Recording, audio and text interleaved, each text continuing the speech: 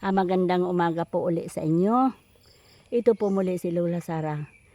Nagpapasalamat solo Diyos sa Panginoong Hesukristo at sa kanyang linikha na mga hindi nakikita tulad ng mga engkanto.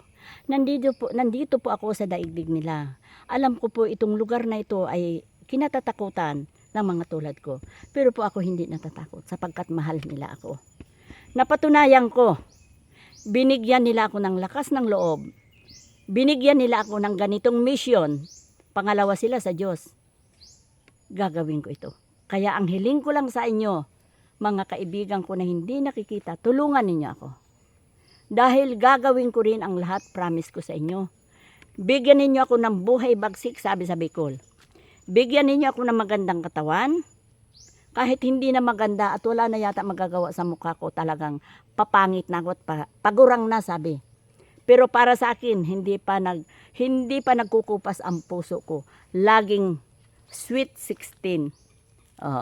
Laging bata ang pakiramdam ko. Lalo na kung kapiling ko kayo na mga encantadores. Mga engkanto, sabi. Ito ako ngayon, marahil nanonood kayo. Pinaparamdam ninyo sa akin na totoo kayo. May patutuo na ako ngayon umaga. Inuulit ko. May dumaan, pinaramdam ninyo. Dahil ang palatandaan namin sa isang lugar, na-reflect sa amin. Nangingilabot ka, tapos may kunting takot sila, pero ako hindi. Bakit ako matatakot? Linikha din kayo ng Diyos. At bakit ako matatakot? Kayo ay mayroong kayong taglay na kapangyarihan. Na pwede kayo gumamit ng mga magic, pwede kayo gumamit ng kung mga anong bagay-bagay na ikahahanga namin. Kaya natutuwa ako sa inyo. Dahil ang himala na ginawa ninyo sa buhay ko, ito ako.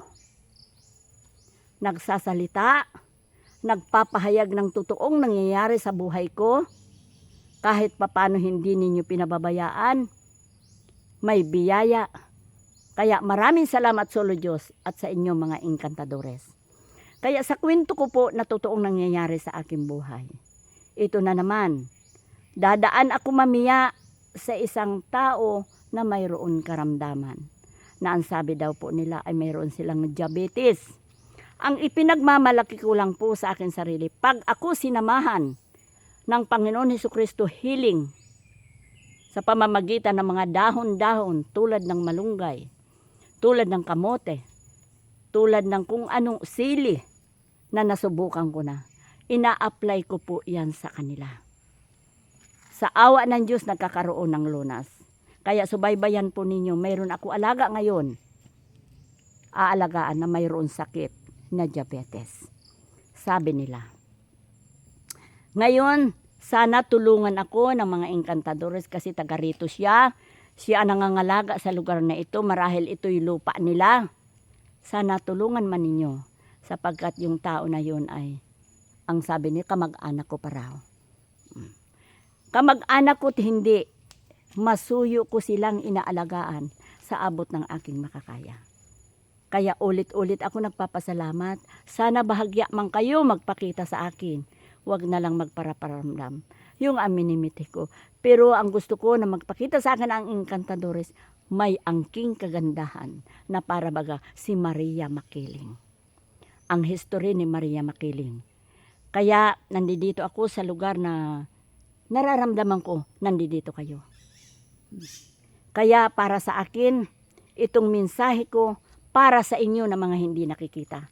Nagpapatutuo ako na ang sabi nila, santiguran mo daw ako, alamin mo daw kung ako kinarawan, kung ako na engkanto. Alam po ninyo nasasaktan ako sa salita niya na kayo ay palabiro. Para sa akin, matulungin kayo sa taong may totoong paniniwala sa Diyos. Kasi mayroon bagang kwento na sabi, Mother God Fairy. Ibig sabihin, ina ng Diyosa. Mother God Fairy, engkanto. Ibig sabihin kayo ay may angking kabanalan.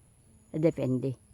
Kaya ang hinihiling ko ngayon, subaybayan ako ni Mother God Fairy. Dahil para sa akin may kanta kami ng pag kami nag-aaurora na sabi, Adios Reina del Cielo, Madre del Salvador.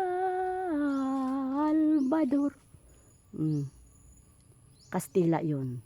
Ibig sabihin, para sa akin, si Mama Mary pwedeng maging encantadores. Dahil Mother God Fairy. Kaya ang paniniwala ko, ang engkanto ay hindi masama. Kasi naramdaman ko, sa awa ng Diyos, hindi pa ako naging alipin ng masamang engkanto. Kung hindi mabuting engkanto ang umaalipin sa akin. At higit sa lahat, alipin ako ng Panginoon Hesukristo na naglikha sa mga engkantadores. Yun ang aking pananaw. Kaya itong aking videos, pakinggan po ninyo. Paniwalaan man hindi, yun ang naramdaman ko sa aking sarili. Kaya para sa akin, yaong mga sabi na babaliw, huwag naman ninyo bintangan na nabaliw ito dahil naengkanto. No! May dahilan. Maari ikaw ay nagkamali ka ng pag-aalaga sa iyong sarili. Ang alam ko po na nakakabaliw ngayon. Tabi po, kung pili ko ito bigkasin. Dahil mayroon ngayon mga ginawa na masasamang elemento. Yun ang maaari nakakabaliw sa isang tao.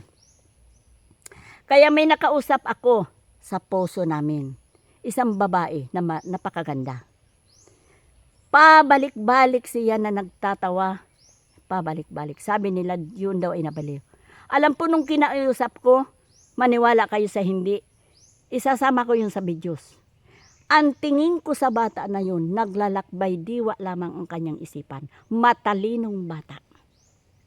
Sa sobrang talino niya, na bumilib siya sa sarili niya, para bagang na-lose control ang isip niya. Hindi niya na kaya kontrolin. Kasi ang sabi niya sa akin, Yaya, mayroon lang kasi ako nararamdaman. Na pag natutulog niya ako, parang may nakadagan sa pa ako, naaagaw ang atensyon ko pag nagko-computer ako. Yun ang sabi niya sa akin. Sabi ko, Nini, ang talino mo. Huwag mong sayangin ang oras o kaya panahon. Bakit po, Yaya? Ano ang nakikita mo sa akin? Sabi ko, basta matalino ka. Anong trabaho mo? Nagko-computer daw siya. O siya nga, napatunayan ko sa tingin ko sa kanyang pagkatao, wala siyang diferensya sa utak. Naging busy lang ang kanyang isip dahil gusto niyang abutin ang mga bagay-bagay na gusto niya.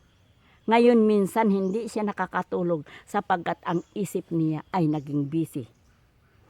Iniisip niya na mayroon siyang kaibigan, hindi niya alam kung ano ang nangyayari sa kanya. Ang sabi ko sa kanya, mag-usap tayo.